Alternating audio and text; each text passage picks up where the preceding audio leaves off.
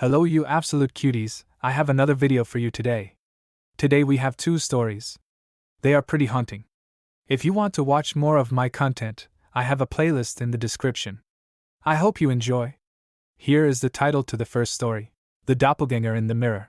The day my reflection could take steps, I never thought I'd be afraid of a mirror.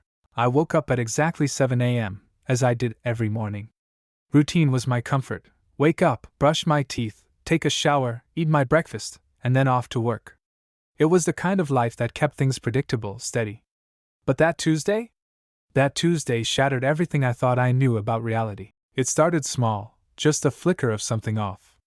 As I brushed my teeth, I noticed my reflection in the bathroom mirror moving a fraction of a second slower than I did. I frowned, but the man in the mirror held his frown for just a breath longer than I expected.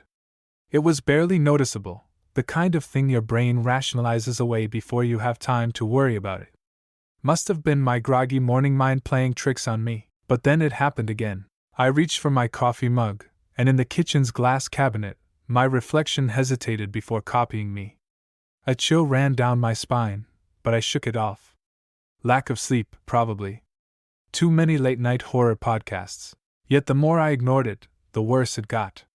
My reflection wasn't just hesitating now, it was watching. There was a sharpness to the eyes, a calculation I didn't recognize as my own. I waved my hand in front of the mirror, and the movement was mirrored exactly, but with an unmistakable delay. I stared at my reflection, and it stared back with a smirk I knew I wasn't making. By the time I got to work, I was thoroughly rattled but determined to move on with my day. I work in an office. Boring, gray cubicles, the hum of fluorescent lights, the rhythmic clacking of keyboards. Nothing exciting, nothing eerie. But that day, every reflective surface became my worst enemy: the glass walls of the meeting room. The dark, glossy screen of my computer before it flickered to life. Even the reflection in my coworkers' glasses. In all of them, I swore my reflection lingered too long, watching me with an intensity that made my skin crawl. Then, during lunch, the real horror began. I was in the break room, washing my hands, when my reflection didn't follow me. It stayed still while I moved. I froze, my breath catching in my throat. My hands were under the faucet, but the reflection's hands were at its sides. I turned my head slightly, and it smirked again, this time fully, teeth and all. I stumbled back, knocking over a cup. The clatter brought in a coworker, Jared. "Dude, you good?" Jared asked, glancing between me and the mirror. I looked back at the reflection, and it was normal again, perfectly mimicking me. I thought I saw something weird, I admitted, feeling foolish. Jared laughed, clapping me on the shoulder. "Maybe lay off the scary movies, man." I forced a chuckle and nodded, but I wasn't convinced. Something was wrong. And that something was me. I spent the rest of the day avoiding mirrors as much as possible. I left work early, citing a headache, and practically ran home. Once inside my apartment, I covered every reflective surface I could find: mirrors, glass, even my TV screen. It felt ridiculous, like some paranoid breakdown, but I couldn't shake the feeling of being watched. Of being hunted. Hours passed. Darkness settled. My nerves were fried, but exhaustion won. I collapsed into bed, willing myself to forget the nightmare of the day. I woke up randomly during the night. Not because of a nightmare. Not because of a sound. But because I felt something. I peeked at my alarm clock on my nightstand. The time read 3:13 a.m. My body was frozen with an unshakable certainty. I was not alone in my room. Slowly, I turned my head toward my covered mirror. The sheet I'd thrown over it was moving, shifting like something underneath was pressing against it.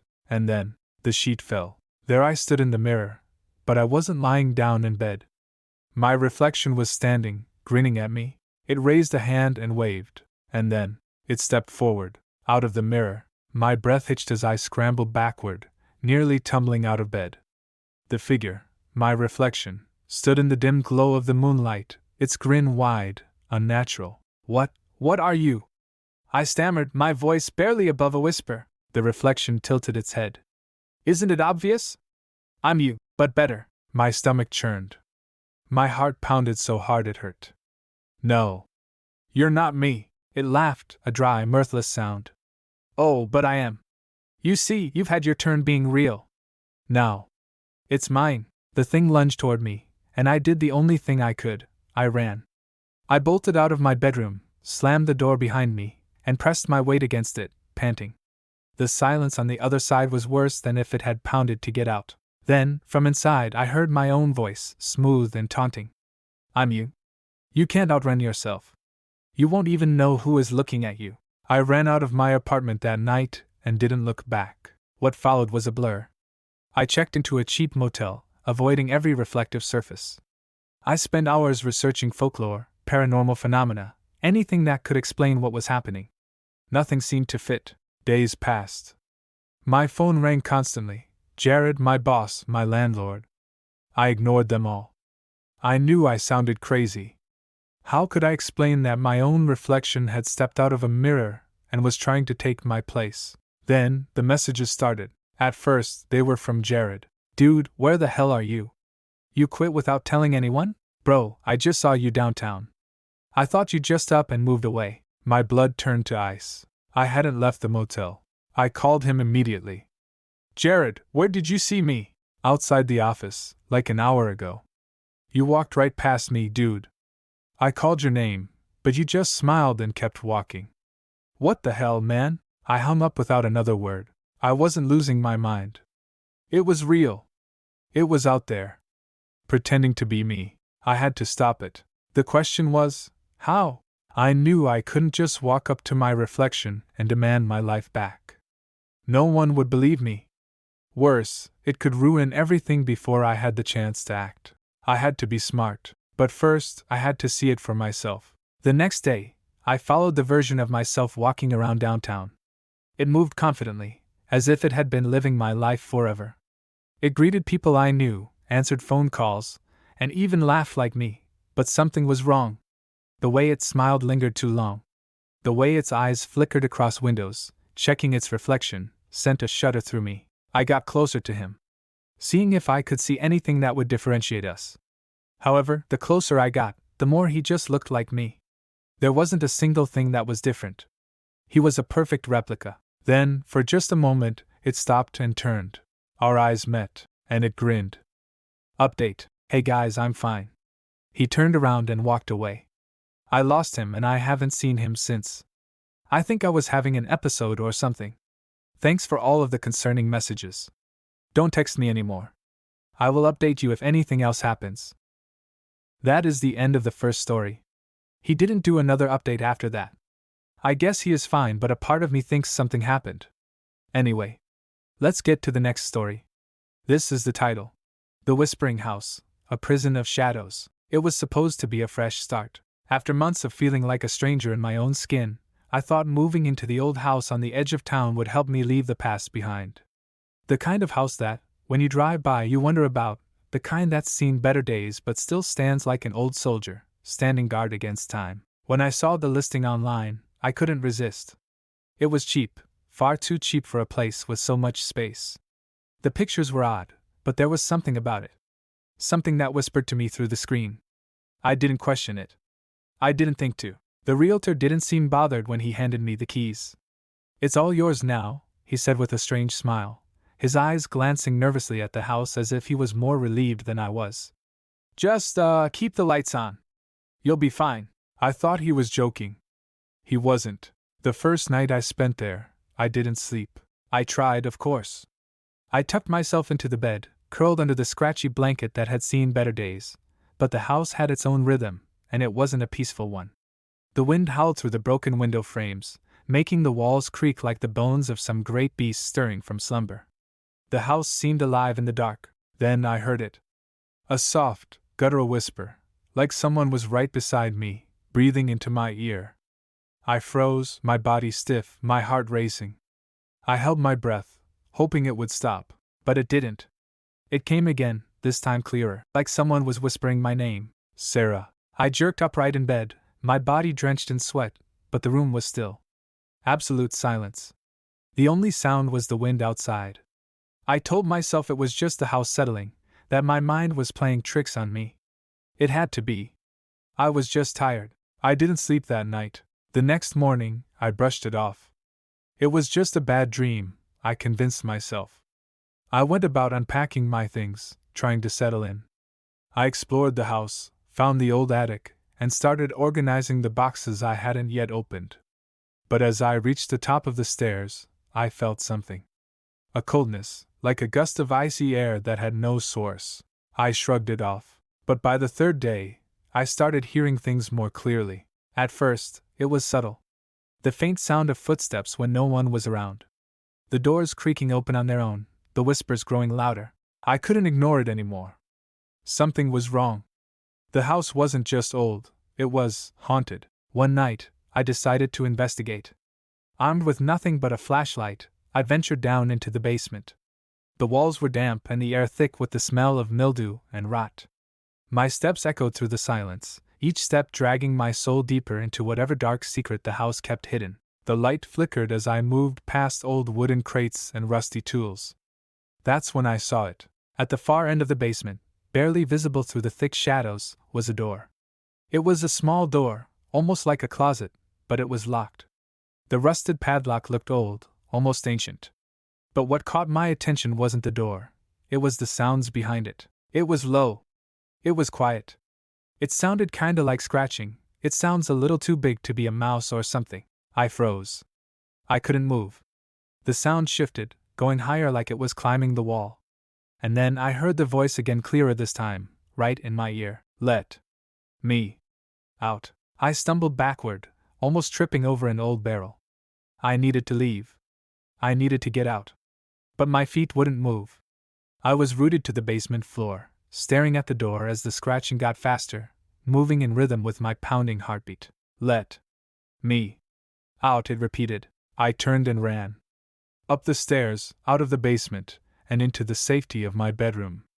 I locked the door behind me and collapsed onto the bed, gasping for breath. That night, the whispers were louder. They were in every corner of the house, every crack in the walls.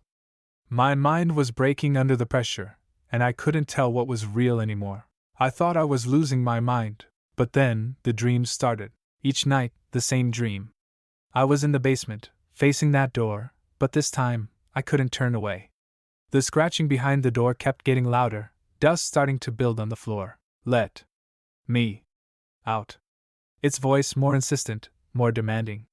And each time, I could feel it pulling me toward the door, toward whatever lay behind it. I didn't know how much longer I could stand it. I looked all over the house for the key. The line between the waking world and the dream world was blurring, and I couldn't tell where one ended and the other began. I couldn't find the key anywhere. I was tearing into the walls looking for it. I then thought about movies where they would have a hidden compartment in their nightstand. I ran to my bedroom and looked in the top drawer. There was a pull tab in the back. I grabbed and pulled and it popped out. A skeleton key covered in dust. Looks like it hasn't been touched in years. I went back to the basement. This time, I didn't hesitate. My hands were shaking as I unlocked the door. The air was thick with the scent of decay, and the light flickered erratically above me. I stepped into the dark room behind the door, my heart pounding in my chest. What I found there, I still can't explain it. There were symbols on the walls. Old symbols scrawled in what looked like blood. The floor was covered in strange objects, dolls, old photographs, broken mirrors. And in the center of the room, there was a mirror. But it wasn't like any mirror I had ever seen. The reflection in it wasn't mine. It was a pale, gaunt figure with hollow eyes, its face twisted into a grotesque grin. Its mouth opened, and it whispered, "Let me out." And that's when I understood. The house wasn't haunted by ghosts. It was haunted by something far older, far more dangerous. A thing that had been trapped here long ago, imprisoned in the darkness beneath the house. And now, it wanted out. I couldn't breathe. The reflection in the mirror twisted and writhed, its pale face stretching into something unrecognizable. Its hollow eyes locked with mine, and I felt my body grow cold. My hands were shaking, my fingers numb as I reached out toward the mirror. I couldn't stop myself. Something inside of me urged me forward. Let me out. The voice hissed again, louder this time, its teeth gnashing in the reflection. I tried to pull away, but my legs wouldn't obey. I was rooted to the spot, unable to move, unable to look away. The mirror shimmered, rippling like the surface of water. The thing behind it pressed its face against the glass, its skin stretching and distorting with unnatural force. And then, it smiled. A grotesque, wide grin that seemed to stretch beyond its face, beyond anything human. Let me out, Sarah. The voice was no longer a whisper.